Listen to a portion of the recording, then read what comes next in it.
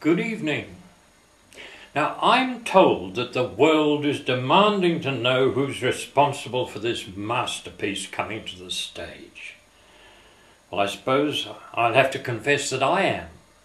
Or perhaps I could even blame my mother.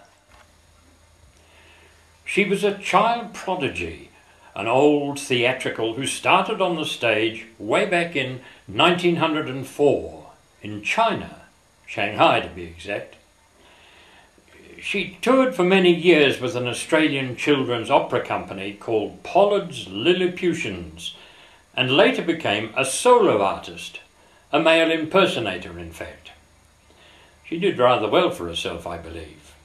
Anyway, she wanted me to follow in her footsteps, so one day in 1936, at 1:15 in the morning to be exact, I found myself in the Theatre Royal in Timaru, New Zealand, singing "Do You Ken John Peel?" the start of this great career. Downhill all the way. In 1948, my parents brought me to Australia to study singing at the Conservatorium of Music in Sydney. I soon became involved with and enamoured of grand opera, ending up dedicating most of my life to it as a singer, as a director, and as an administrator. One of the first operas that I sang in was a fascinating epic of Russian opera, Boris Godunov by Mussorgsky. It was under the baton of one of the great musicians of the day, Eugene Goossens, a marvellous man and revered conductor of the Sydney Symphony Orchestra. Next came an almighty stroke of good luck.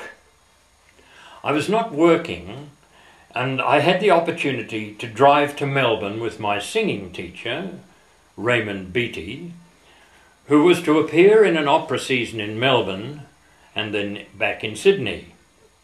I was listening to a rehearsal when a man came up to me and said, "What are you doing here?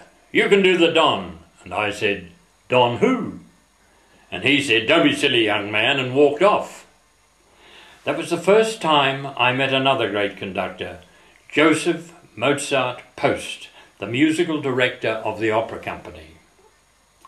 I was signed to sing in 5 operas, but particularly to be the understudy for an Australian star returning from the Metropolitan Opera in New York, and the opera was Don Giovanni.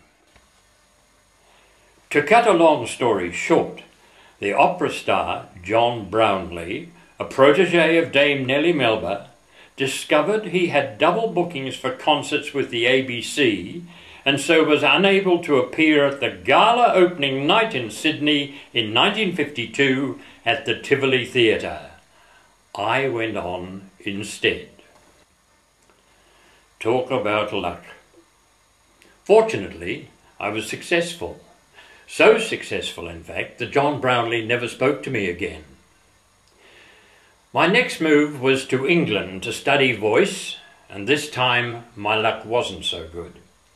I arrived in London in December 1952, the month and the year of the Great Smog, when the whole country was covered in lethal smoke and fog. Thousands of people with respiratory problems died, while I completely lost my voice. I visited specialists, and their advice was to get out of the climate and head back for Australia. My voice took quite some time to rejuvenate, but I finally got back into opera again and even sang for a couple of years in a highly successful musical called Kismet. The leading man was the brilliant Hayes Gordon, and I was the wicked Wazir. Great memories. It was about this time that I was asked to run a theatre, the Theatre Royal in Hobart, the oldest theatre in Australia. What a beautiful building, and what a marvellous opportunity. I started by directing several musicals, comedies and operas that also turned out to be very successful.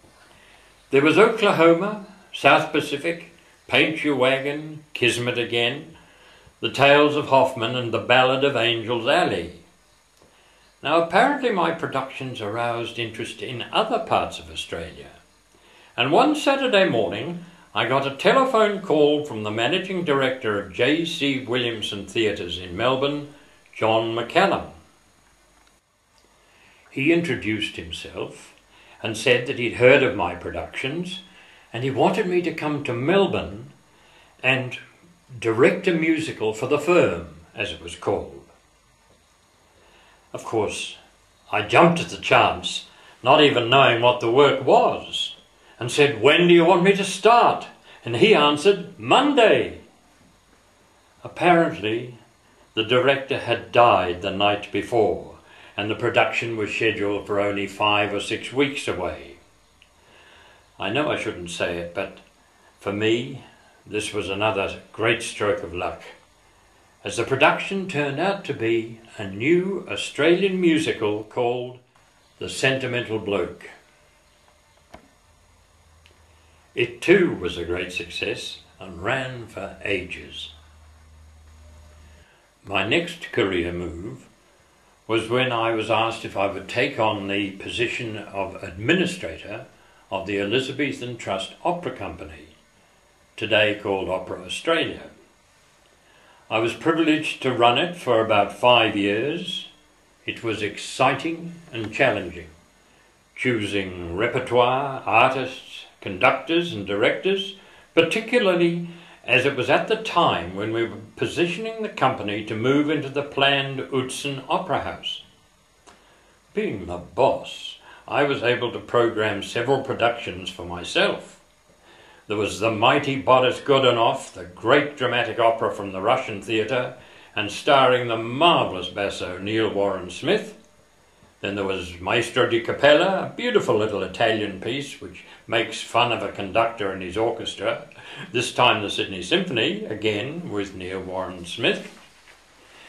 And then we did another epic opera, again for the first time in Australia, Don Carlo by Verdi, and again with Neil Warren Smith, this time as King Philip of Spain.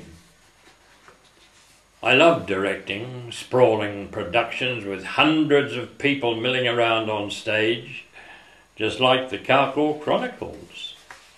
I also directed several of the standard repertoire, Tosca, another of my all-time favourites, and La Bohème, Puccini's beautiful tearjerker. And then there were 2 of my greatest disasters.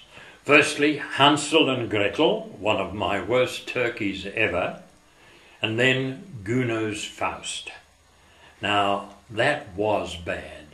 So bad, in fact, that I even received a death threat through the mail. I even managed to get myself back on stage, this time playing a little gem of a cameo in the operetta De Fledermaus, the role of a very drunken jailer. I really had to study for that part. In 1969, I was invited to become the London representative for J.C. Williamson Theatres, which was then the biggest theatrical company in the world. This took me around the globe choosing theatrical and concert productions to be brought to Australia, and included were 2 seasons of the Royal Shakespeare Company, Leonard Bernstein and the New York Philharmonic, Charles Aznavour, and the spectacular Casino de Paris, which came from Paris via Las Vegas. I then came back to Australia to work for Harry Miller. This was in the days of Hair and Jesus Christ Superstar. Again, quite a memory. Then I took on the management of the Queen's Silver Jubilee exhibition train, which travelled around Australia for several months, and where I got to meet lots of very interesting people. People kept asking, "Who's that talking to John Young?" Then in the 80s, my career took another tack. I went into the business of consulting on the building, opening and running of new theatres. I started with the Seymour Centre in Sydney. Then I came to Orange for a couple of years, and then went on to Ayr and Mackay in North Queensland, on to Bunbury in Western Australia, Darwin, and then back to Gladstone in Queensland. By this time, I thought I'd had enough travelling and it was time to put my feet up. But people still kept coming to me saying, would you do this or that, such as productions of Les Miserables, Jesus Christ Superstar, even Kismet again. And then I received a request to look at the Carcoar Chronicles, and the rest is history. And now it's time to say thank you to everyone who's contributed to the Carcoar Chronicles. It's been great fun. I know I've enjoyed myself. It will be good to get together and do something like it again. Of course, you'd have to promise that you get it right this time.